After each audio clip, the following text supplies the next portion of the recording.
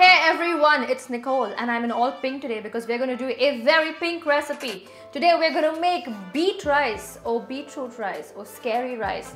We're not sure what the name is yet, but it's delicious. It's really simple to make if you do some of the prep beforehand. So let's start making our beetroot rice today. So to start with, what we need first is rice, you guessed it. And over here I have a cup of rice that I have washed and I have strained, and I'm just going to add that to my little rice pot over here. Now this is just normal white rice that you're going to make, and you're going to make this using the absorption method, okay? So you put your rice into your pot, and obviously you need double the amount of water. So if you're doing 1 cup of rice, you're going to add 2 cups of water, alright? Be sure to add salt. Now since this rice is going to be part of another dish, don't add all of your salt at one time. So I'm just going to add a little less than half a teaspoon because I'm going to taste it towards the end and add more salt if I want. Now the beetroot rice is really simple, but like I said, you got to do some prep beforehand. And the good thing is that if you buy a lot of beetroots, you can prep all of this at one time. So what you do is get a big piece of aluminium foil, get your beets, make sure you've cut off the top and the bottom and you wash them really well. Then you wrap them all together in this one piece of foil, and then you just roast them for about 45 minutes depending on the size of them. So as soon as a knife can go through them completely, they are done. Once they're done, let them come out. You can let them cool for a little bit, and then you can just use your fingers to pull off the skin actually. And if you can't do that, just use a peeler and take off the skin.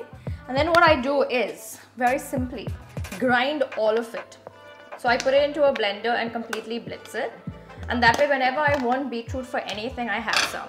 So this is my beetroot from before, which I roasted, cleaned and blended, and I've frozen it. So you can do this and it's really, really simple to do. And the good thing is that this helps your beetroots not spoil fast. So when you buy a lot of beetroots and you just leave them, they get really soft and then you've got to throw them out. This is a great way to avoid that happening. So once your water starts to boil, and this is for people who do not know how to make rice, that's all I'm doing is just showing you a very simple way to make rice. So once your water comes to a boil, you're going to put it on a low flame and you're going to cover it, alright? And you're going to put your timer on for 12 minutes exactly, alright? Then you forget about it, and when it goes off, you come back in and you turn it off and just leave it alone for the rice to get all lovely and fluffy. So once your rice is cooked, let it cool down for a little bit. For about 5 minutes is fine. And then you get a big pan, and in this pan all I have is about half a teaspoon of some ghee and some olive oil. That's it, alright? So I'm going to wait for that to heat up. And while that's heating, I'm going to add some chili. Now this is about half an inch of some green chili. If you don't want to add this, don't add it, it's fine, because the whole point of the beetroot rice is to eat it with something spicy, because the lovely sweet and earthy flavor of the beetroot offsets anything spicy you eat it with. So when we make this, I normally eat it with like a really spicy mince, which is the aloo matar recipe, which I will link to this. Okay, so just wait for your ghee to melt down.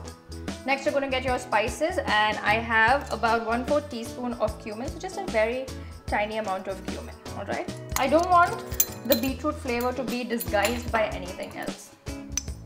And then fennel. The fennel is really important. It's going to further that lovely sweet taste of the beetroot. Okay, so that was another 1/4 teaspoon of the fennel as well. So once everything is beginning to sizzle, you're just going to get 1 clove of garlic, and you want to grate this in. This way it's not like big chunky pieces of garlic on your palate. Now this is a really nice dish to make for vegetarians if they're coming over, because I always feel so bad for vegetarians because they never seem to get to be part of the entire meal. So I like making them a couple of vegetables and maybe like a rice like this, which even the non-vegetarians can eat, and so can the vegetarians. Alright, so once everything is slightly golden, you're going to add your beetroot. Okay, and here I have just 3.5 tablespoons. And this is just enough for 1 cup of rice. So just on a lower flame. So you don't really want to cook the beetroot, you just want to like get rid of some of the moisture. Because the one thing is, you don't want to add any moisture to this dish, because you're going to have the rice which is fully cooked as well as the beet. So you don't want to add things like onions and stuff.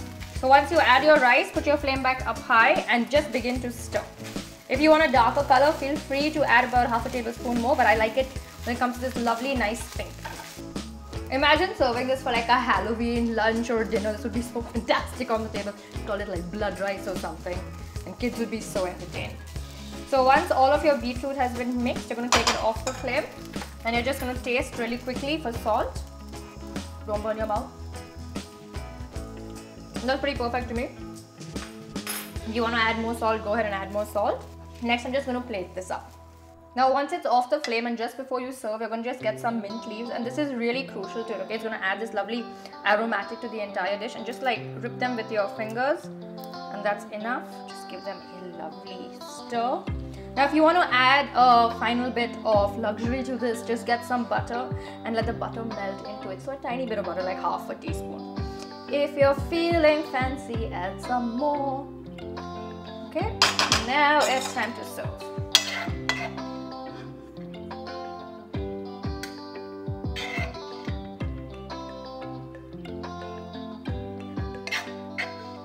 Now you want to serve this as soon as it's ready, okay? You want to serve it piping hot outside, and what you're going to do is just put a little sprinkle of coriander leaves on top before you send it out, okay?